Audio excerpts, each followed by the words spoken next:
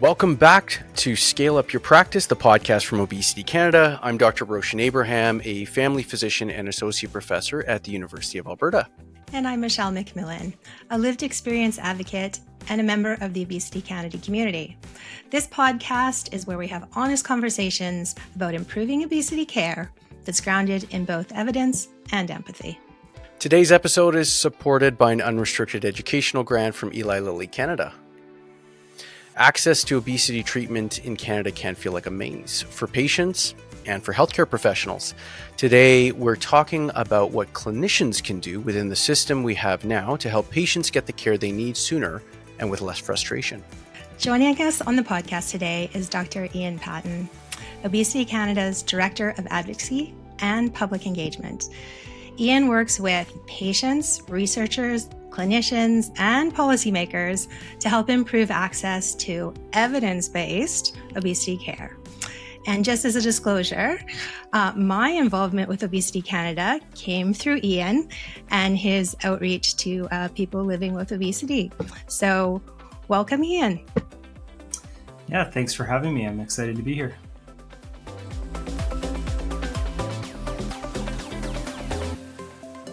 Ian, it's safe to say most of our listeners are well aware that access to obesity treatment in Canada is inconsistent and often slow.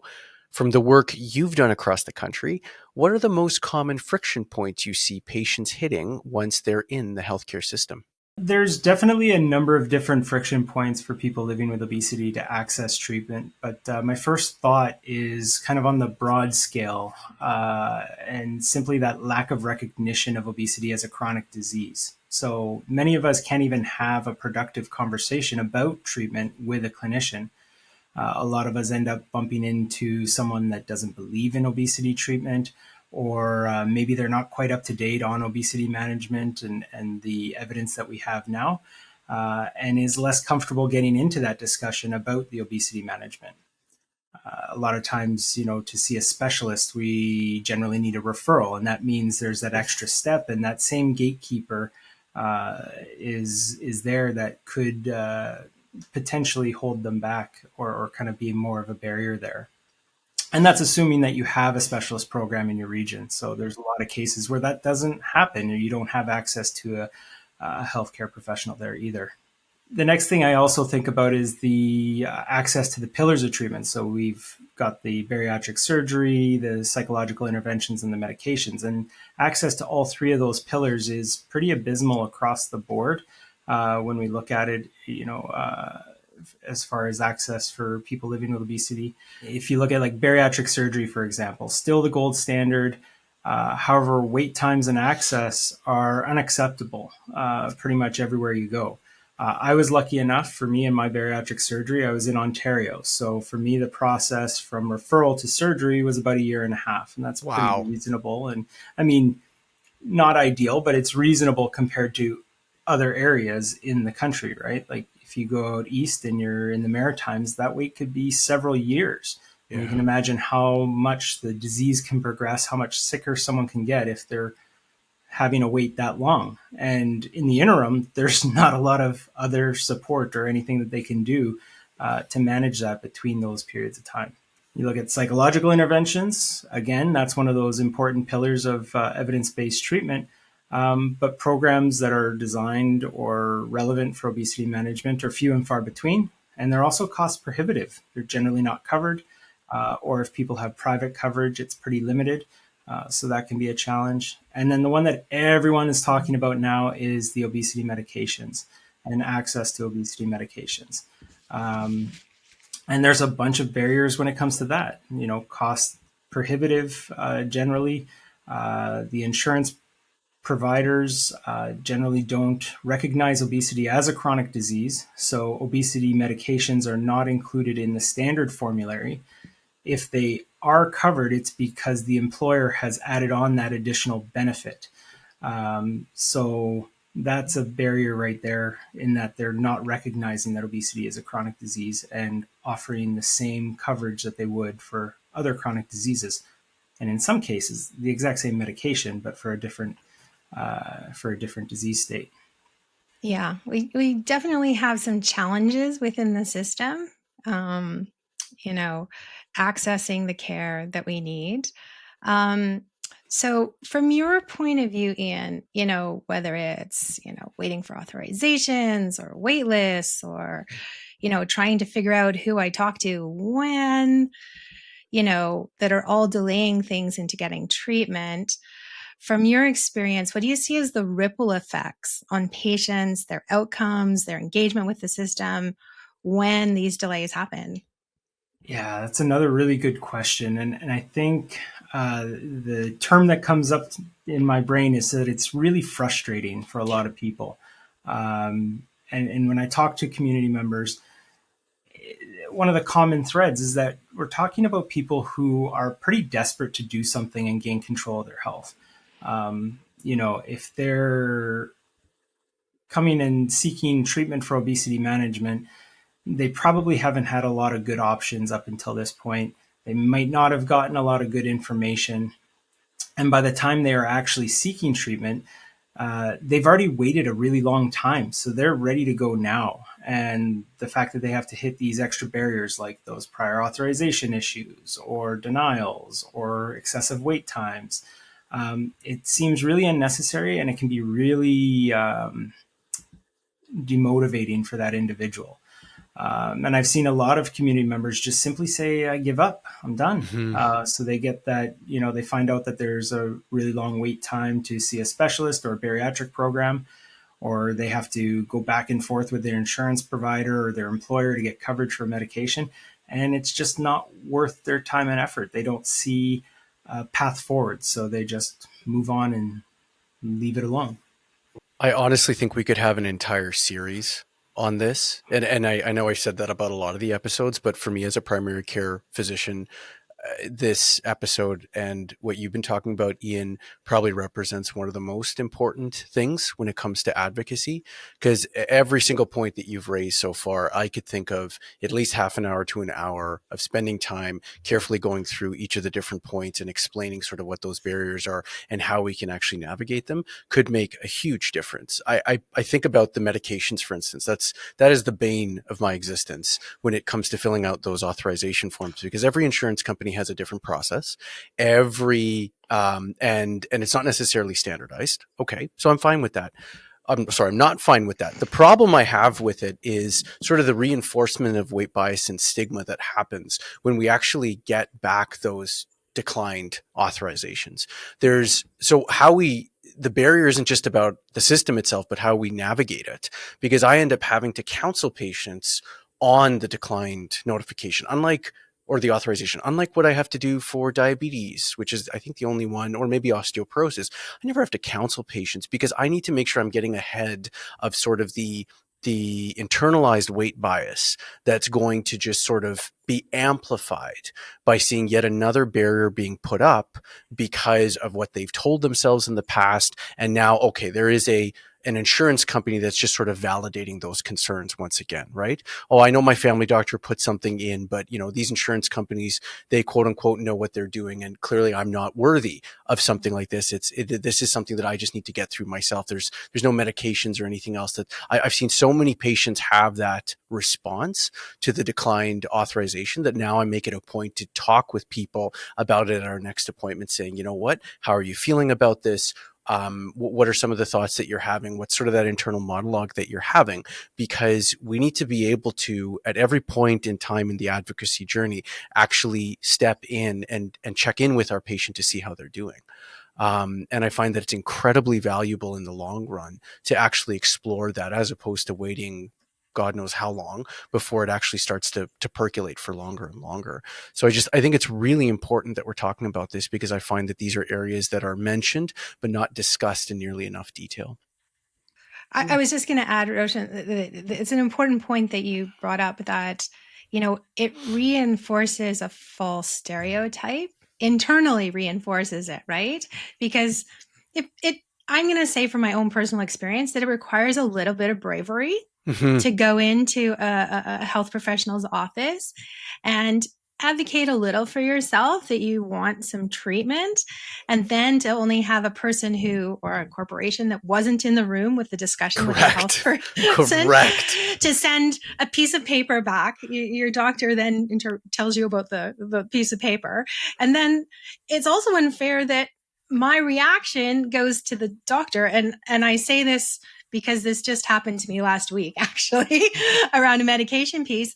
And as much as doctors are stepping up to do this, respectfully, I say, being my counselor about why the insurance company sucks is not actually what you study for to be a family physician, right? Right. Yeah. Right. So how do we actually mitigate that? How do we improve upon the ways that we advocate? Because there's only so much that we can do individually as primary care doctors when we see this.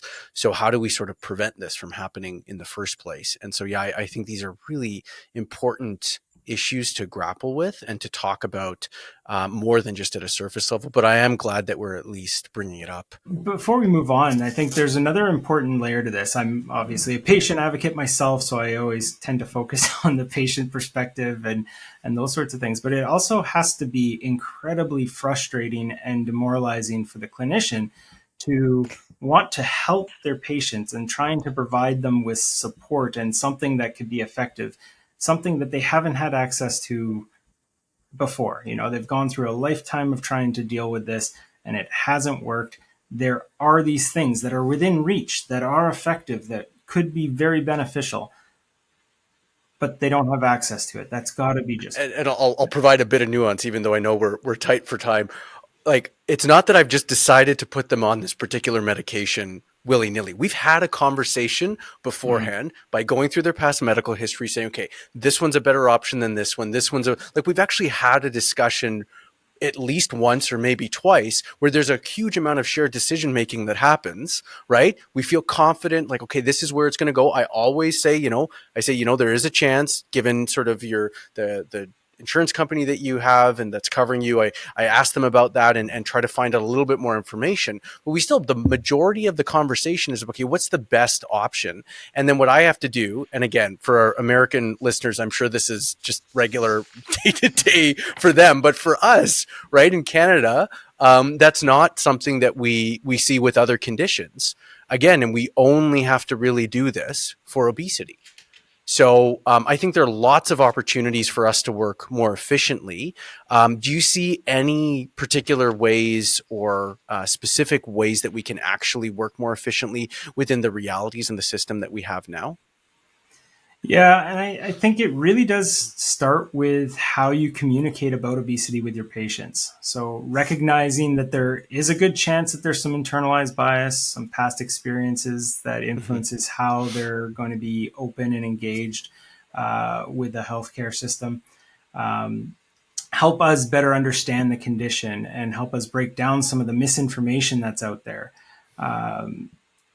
That sort of stuff can help keep us engaged in the face of some of these barriers, right? Like if we understand the condition, we feel like we deserve the treatment, we'll be more willing to see it through and kind of push back. We've kind of talked about it a little bit. It's not your role as a clinician to do all this advocacy work for us, but you can be an ally and you can empower us to do it ourselves. And that, I think, is really important.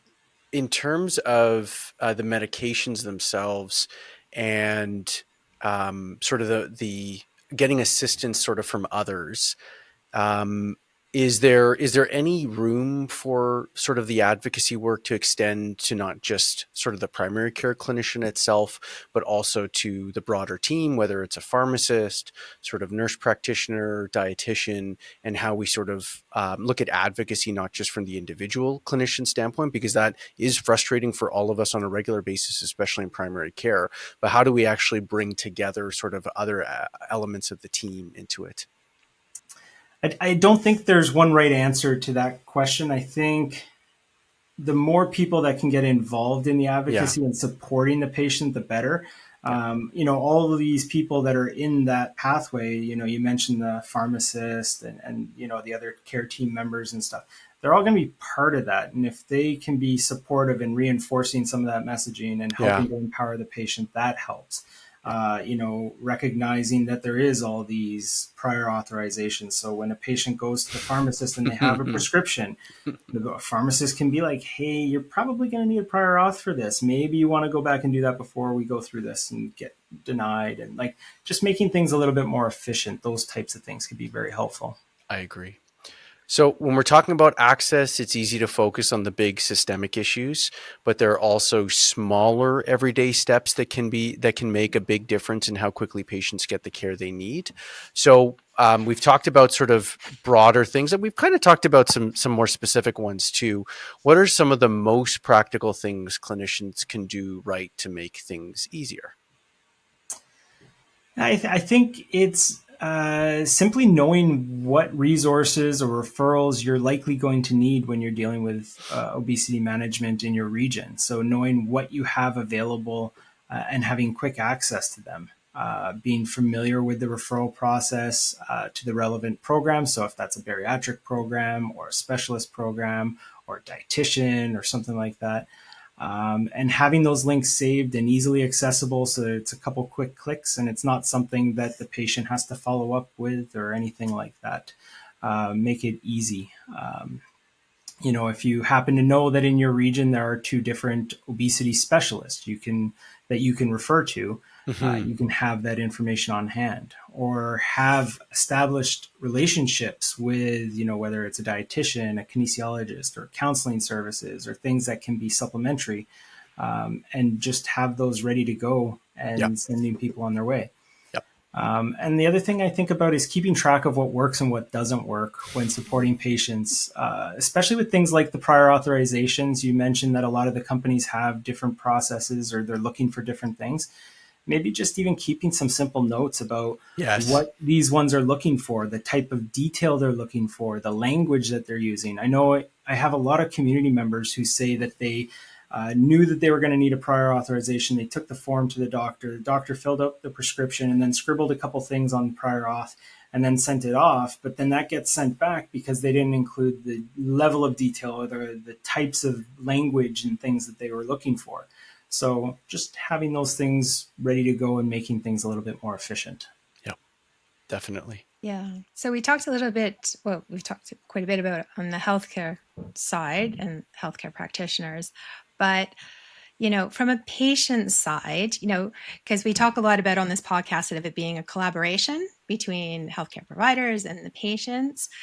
Ian, what do you think the patients could do? What are the small changes that we as patients could do before we went to a health practitioner's office that would make their lives easier? Do you have any suggestions? I always go back to the fact that there, in a lot of cases, is going to be a bit of a fractured relationship between the patient and the provider, especially when they're starting out with obesity management. There's a lot of stigma and bias there.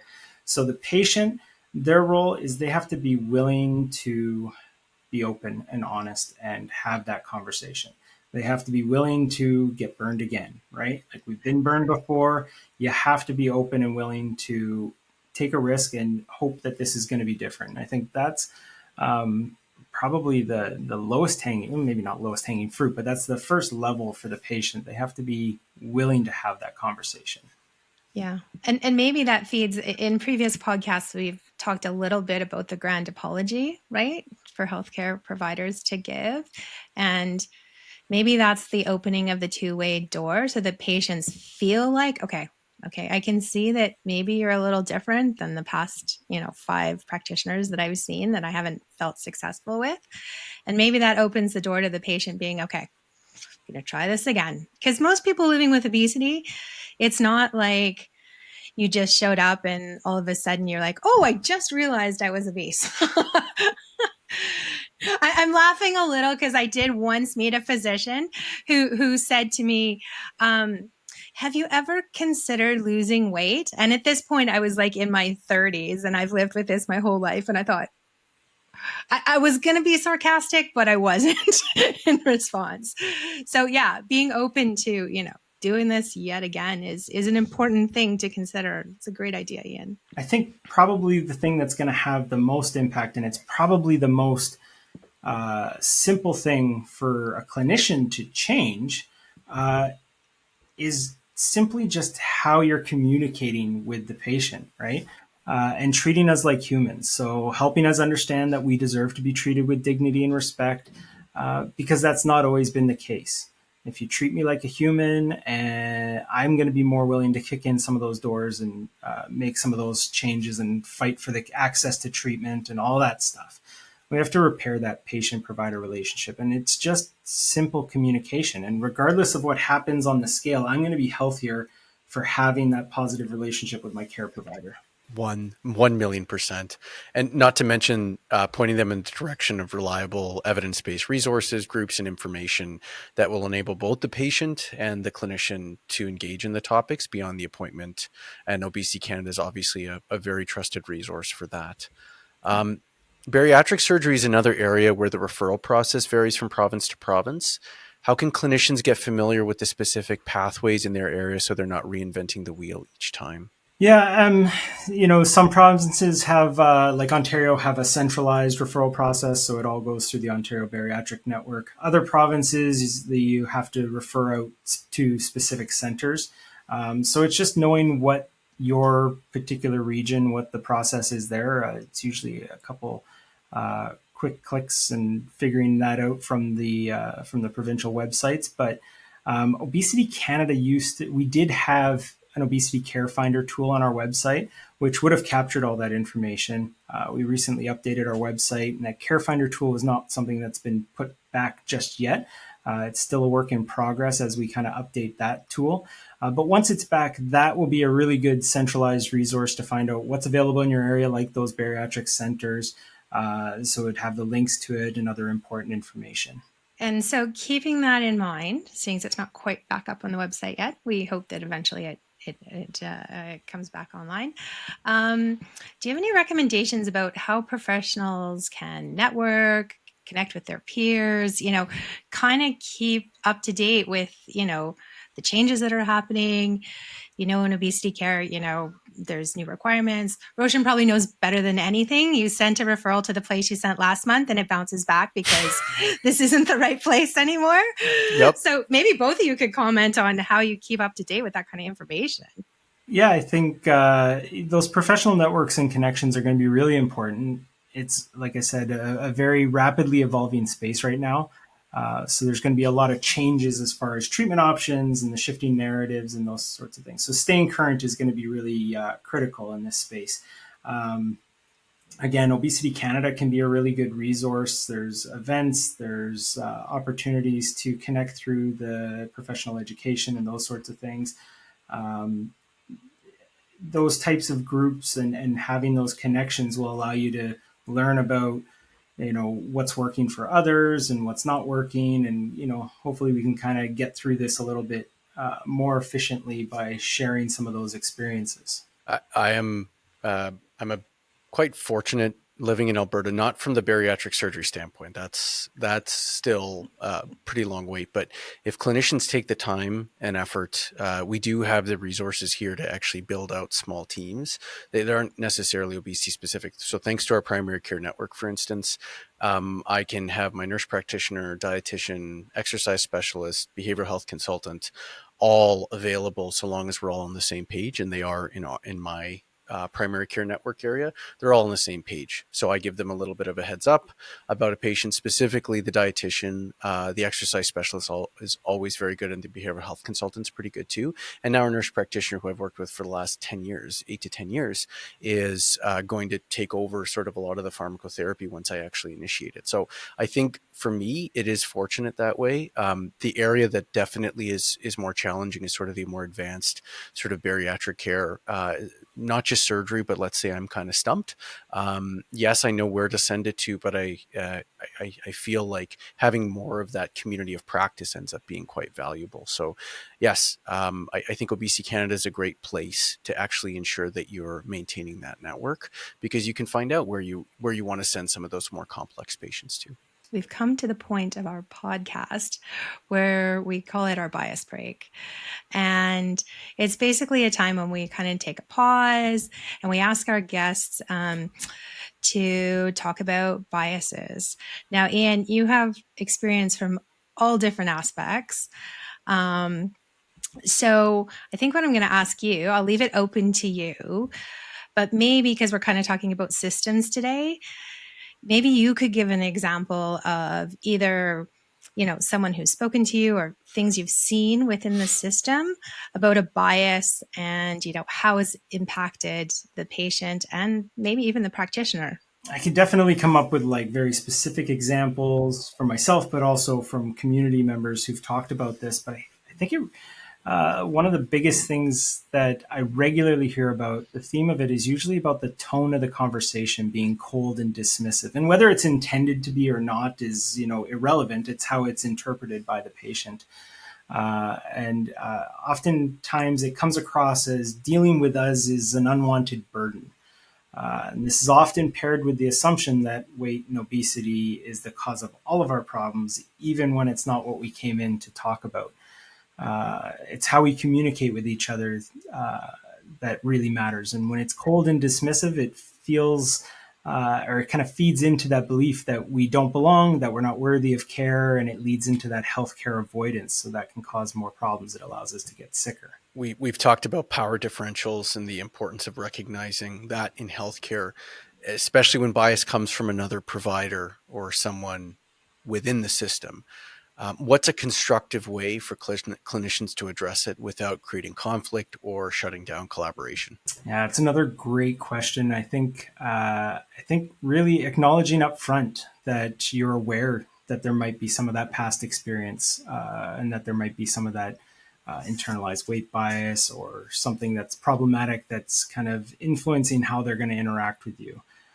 Making it known that you're going to be different or that you're creating kind of a safe space and you're opening the door for a different interaction than what they might have experienced before. And in some of the work I've done with like Dr. Macklin, for example, in some medical education, he does a really good job of like just simply listening to the patient and having them heard, because for the longest time we haven't been heard. We feel like we go into the healthcare system and no one's listening to us and no one gets our experience. And just having someone listen and understand and hear what I have to say allows me to open up and actually address things in a deeper level. Access isn't always straightforward, as we've talked about. Even with the best care plan, patients can run into delays, denials, confusing processes. I know I've gotten referrals and thought, why have I been referred here? So for clinicians who want to set up their patients for success, where do you think, Ian, is the best place for them to start? I think it really does start with recognizing that as a clinician, you have a very limited amount of time with that patient. And you also have to know that when they leave your office, they're going to be seeking more information and resources on their own. So you can't cover everything that's relevant in that first appointment or in any, in the subsequent appointments. You got a very limited period of time there. So you can be more, if you think about it, you want to act more like you're a general contractor in a major home renovation. You can't do everything. You're not going to do all the plumbing and the electrical work on your own, but you have the best plumbers and electricians in your Rolodex and you collaborate with them regularly and effectively. So you can make sure that your patients are getting to those proper resources. Setting them up for success is helping them to understand where they can get the information from, where they can get those trusted resources, and giving them the tools and the guidance to get the help that they need. Ian, do I have permission to use that analogy for all of my medical students when I'm talking about all of healthcare? Because I think that is insanely relevant and an amazing analogy. Yeah, Especially in absolutely. primary care, we are general contractors. And the more that patients actually advocate or learn themselves about the process, the better their house can actually be built, right? And however that comes across. But let's just talk about the trust process and being a, the contractor. Yeah. That's I mean, there's so many parallels and conversations you could have about that. But I love that analogy, and I think it's especially relevant to obesity and obesity care. When it comes to preparing a patient for an access-related conversation, this is so important. Whether that's with an insurer, a specialist office, or even another member of the care team, what kind of language or framing helps keep the discussion productive and focused on their health needs? Yeah, in preparing for these types of conversations, I think framing the language and having it framed around obesity as a chronic disease is critical. It's such a changing thing right now. It's like where all of our messaging as advocates is kind of pushing towards, and it's kind of that helps. So helping the patient understand that obesity is not a self-inflicted behavior, but a complex chronic disease, and that it's about more than just size and weight. Reinforcing that language is going to allow them to also use that type of language when they're advocating for themselves. So you want to help connecting the dots to relevant health impacts and outcomes like those comorbid conditions and things that aren't measured on the scale. What I often use is language that obesity is an upstream condition that is related to a number of downstream conditions. And in that way, effective treatment and management of obesity is treatment and prevention of all of those downstream conditions. So that helps make the point that this is worthy. There's value added in effective obesity treatment. And that's been very helpful and important when I've done a bunch of my advocacy work with like insurance providers and policymakers. It really kind of hammers the message home. So that type of language around obesity as a chronic disease and those sorts of things can be very helpful. Yeah, definitely. And, we're working towards a better system, but inevitably, probably a patient at this stage, at some stage in the process, is going to hit a no, whether that's from an insurance provider or a stalled referral or referral that, is in the system, but it's going to be a long time before you hear from that specialist. How do we coach the patients to respond without losing that momentum? And how do physicians keep the conversation moving towards a solution when their patients are, see, I told you I can't change anything. Thanks for your time, doc. I'm gonna go buy the next thing off Facebook that I see to solve my Right. problem. Wow. Yep. Yeah, it's again, we're in this rapidly evolving space. So while it's incredibly frustrating, and I get so angry about all those no's that I hear about and all those struggles that I hear from community members, I'm also incredibly optimistic because a no today does not necessarily mean a no tomorrow.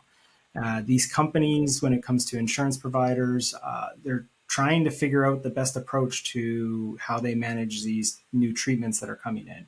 Many are trying to convince the employers or the plan sponsors that improved access is important and that they should be including the coverage. So it's something that's changing on a regular basis, whether it's the insurance providers, hopefully putting obesity treatments into that standard formulary so it's just covered like they do diabetes treatments, or if it's convincing the employers to purchase that extra add-on and that there's value there. Those things are important. So there's a lot of hope, I think, in this space right now. So being supportive and encouraging them to try again, while doing what you can in the face of that access issue, for the time being, is going to be really helpful. The other thing for me as an advocate, when we get into this conversation that I think is really important, is that we need more people speaking up. Nothing changes without people speaking up and demanding better. And as patients, we haven't done a really good job of demanding better. So we need more people to question these access issues, to make noise.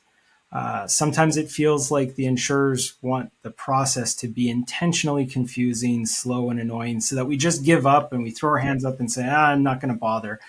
But most of them have an appeal process. Many of them have an exemption process if the treatment isn't covered under the plan. And if we as patients keep bugging them and bugging them and bugging them, we can be annoying too. And, that can help kind of knock down some of those barriers because they're eventually going to have to deal with it. The other part is, like in most cases, it's not the insurance company, but rather the employer that is in charge of this. So the patients need to be able to speak up and ask their employers to start making changes and to change their coverage policies. And these are not exactly things that the clinician can or should be doing themselves or for the patient, but they can help make the patient aware and encourage them to continue to push back. And I think that's really important. being supportive in that sense. Beyond what we can offer in the clinic, there's also value in connecting patients to support outside their healthcare provider's office. How can communities like Obesity Canada's OC Connect help people living with obesity find peer support, learn from others who've navigated similar challenges, and feel less alone in that process? Yeah, peer support in obesity management is one of those really important and not often thought about pieces, or not thought about enough, I think.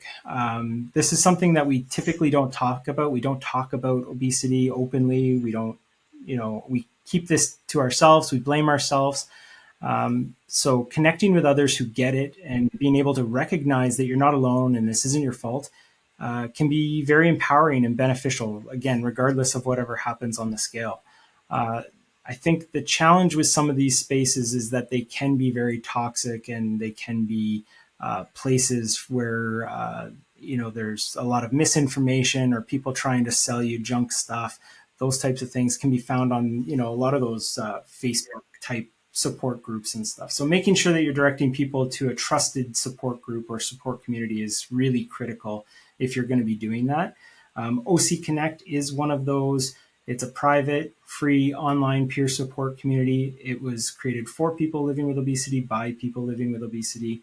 It's moderated, it's closed, safe, and like everything else Obesity Canada does, it's rooted in evidence-based information. So directing people to a resource like that can be a simple way to giving your patients something that can be very useful. Yeah, I like the idea of the physician can't do everything. The pharmacist can't do everything. The dietitian can't do everything. Even if you work as the best team, people still need to leave your offices and find a peer support group. Yes. And I can speak from experience. I don't have a lot of time on OC Connect, but I do occasionally pop in and out. And I think it's a really valuable community, and no trolls. So very helpful.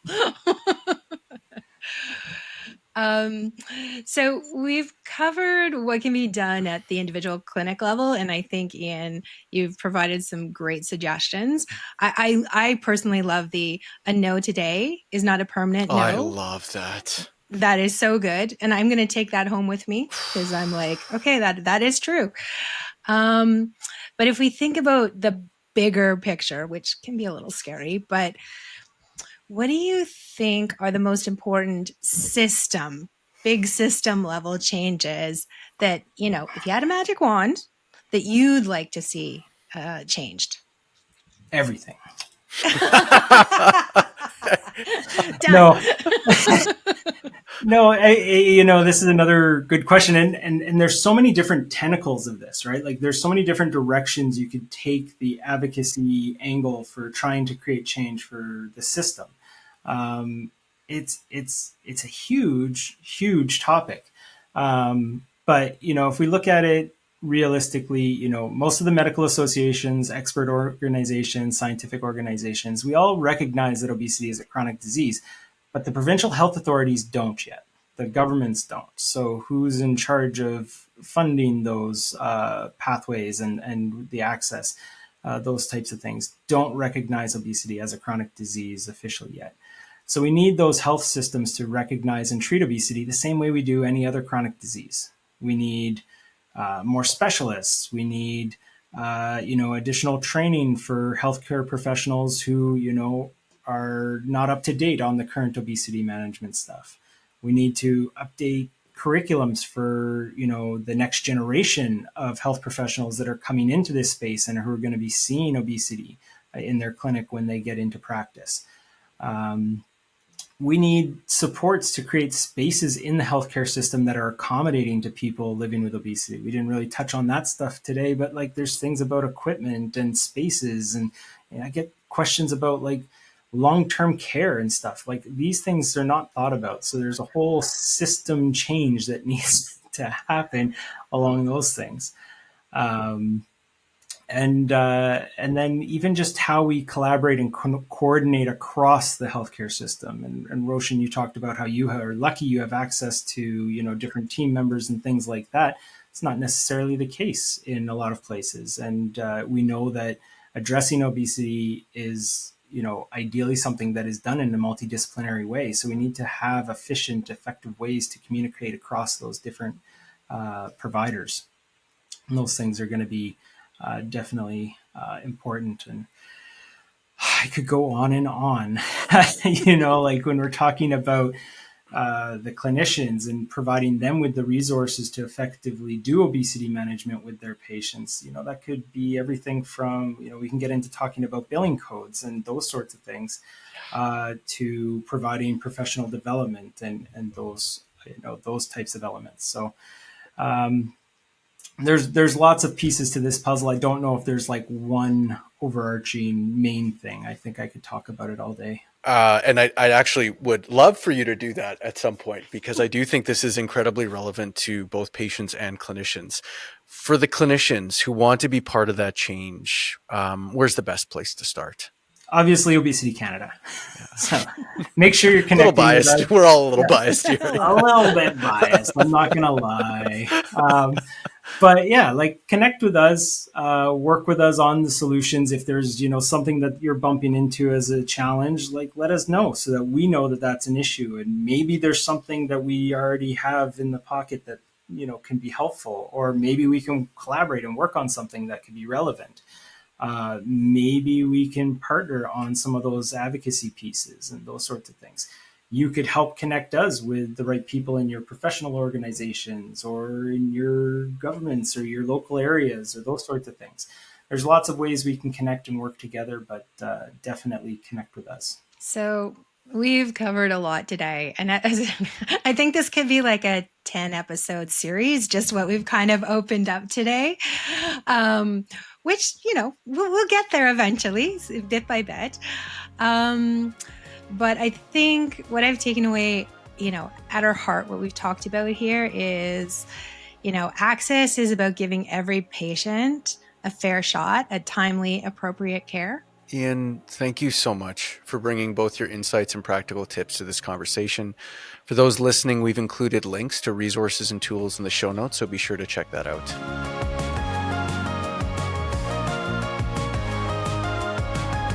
If something from this episode got you thinking about changes you can make in your own practice, share this podcast with a colleague and subscribe so you're notified when the next episode is released. And until next time, stay curious, stay kind, and keep scaling up your practice.